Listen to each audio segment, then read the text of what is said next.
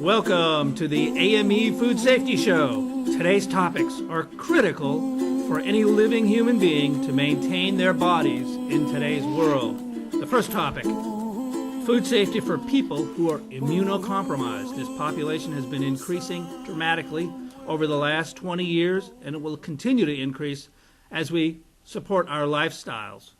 Additionally, pet food pathogens. How many of us have pet friends in our homes?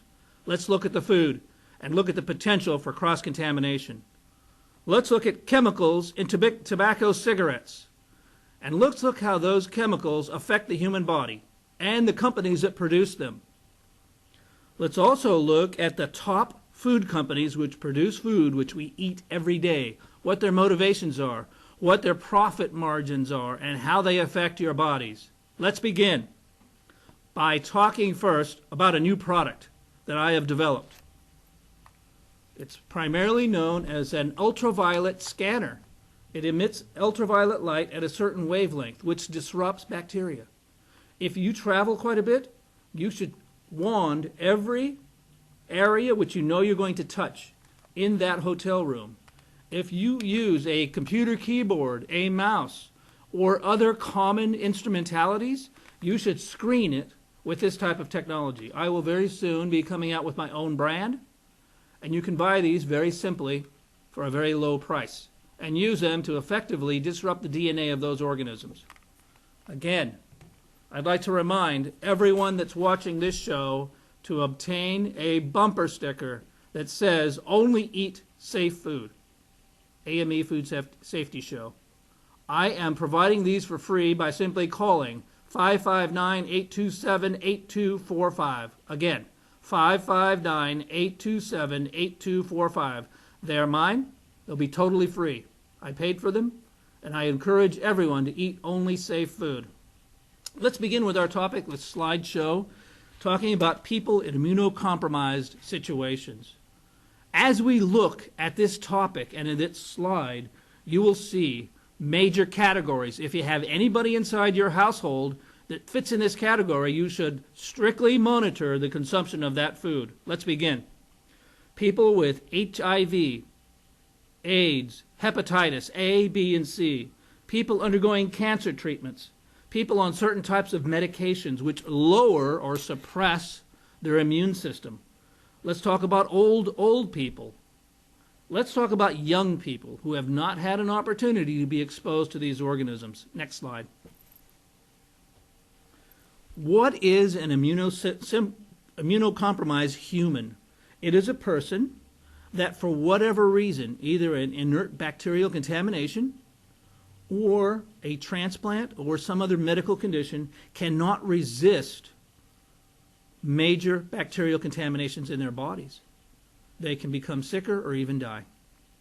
So, immunosuppression reduces the efficiency of the human immune system. We generate certain organisms in our bodies to protect us.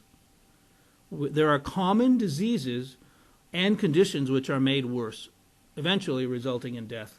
We are looking at our tonsils, adenoids, lymph nodes, the thymus, the spleen. We're looking at various parts of our bodies, the lymphatic system, which protects us from those organisms. If you are in any of these situations, listen to the following words. Next slide, please. HIV. I was at the movies the other day. There was a giant notice of young people who went in for HIV testing, and a surprising statistic to me of people that live here in Fresno particularly, that over half of them had test positive for HIV. These are young people just starting their lives.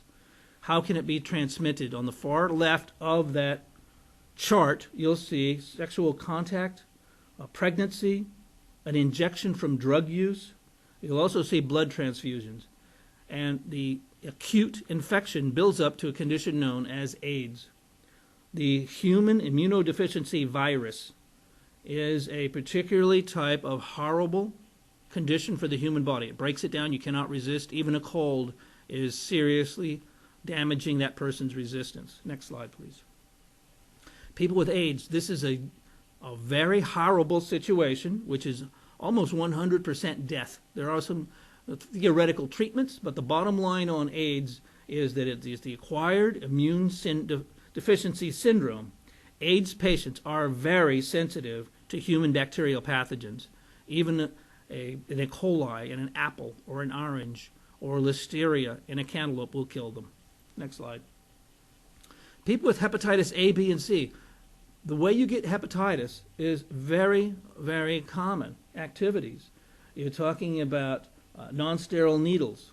You're talking about contamination in dialysis equipment.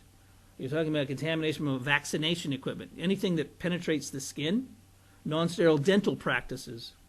You're talking about contaminated drug needles or body piercings that have not been sterilized properly. Also food. You can get hepatitis from being served food where one of the servers or food preparers was already contaminated. It's horrible. So it's primarily defined by inflammation of the liver. People actually lose their liver tissue and the organ completely. Next slide. People on medications. Now, as you age, we are finding in our current society, if you go to the doctor, once you start, they'll start giving you medications. What I implore everyone that's watching this show, and many of our young people are also on medications, read the package insert. I'm going to say it again. To ask for the package insert. If you're at Walgreens or you're at Target and you pick up your prescriptions and you ask them, what is this? Because there's a fancy name. Oh, it's just aspirin. Take it anyway.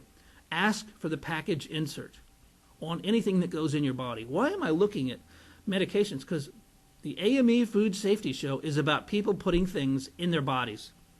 Additionally, many of these drugs, when you read that package insert, are immunosuppressant type drugs. Look for that, circle it, call your physician or your caregiver. What you'll find is if you have a transplant, either a kidney, a heart, or a liver, or if you have a new hip, or you have new knees, or even valves in your heart, read the product insert of the medication you're giving. 9 times out of 10, you're going to find that that product that you're given as a pharmaceutical product will suppress your immune system because you don't want your body attacking that implement that you've put in your body. Next slide, please. We have found, as you look at that chart on the right, from 1900 to 2080, that's a little out, but right now we're almost there at 2015, the age of people has grown longer and longer. You know, a veteran in the Civil War was considered to be almost too old to fight at 45. Many of the troops were 15, 16, 17. As we look at the progression of healthcare, keeping people alive longer, you're going to see more people over 85 years of age. Why do I have 85 as a marker? Is that people over 85, their immune system is drastically reduced. Simply, they cannot resist the flu of any variety.